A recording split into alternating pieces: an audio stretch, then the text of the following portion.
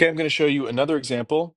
So you can see here, we can actually clone stamp out this car in real time. So this is 12K footage. We're doing projection mapping. We're doing pixel mapping. We have logos overlaid on top. We have lots of things going on here. And I will show you I will show you this real quick. So I'll do this live.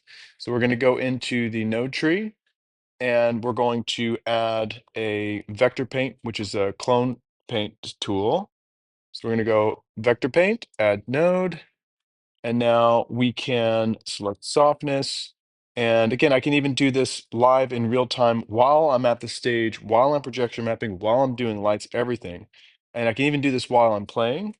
It's easier to do it while it's stopped, but I'm just going to do this as an example. So I'm going to copy, let's copy from here. Let's maybe copy right there. And I can literally just paint this car out. I can get rid of him here altogether. And through camera, slightly out of focus, even this job right here, which is not the best job I've ever done, would be probably acceptable. But I could certainly come back. I could try to refine this a little bit. We can come in here, do another layer. I could also create separate layers is one thing I might do.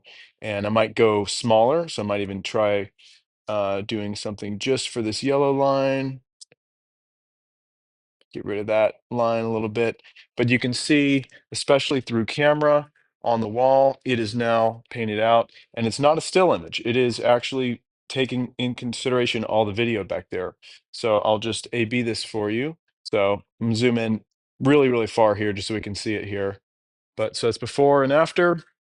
And you can see even switching versions. Again, this is two different versions, 12K, and I can switch back and forth, and there's not even a hiccup on the screen. So very, very powerful.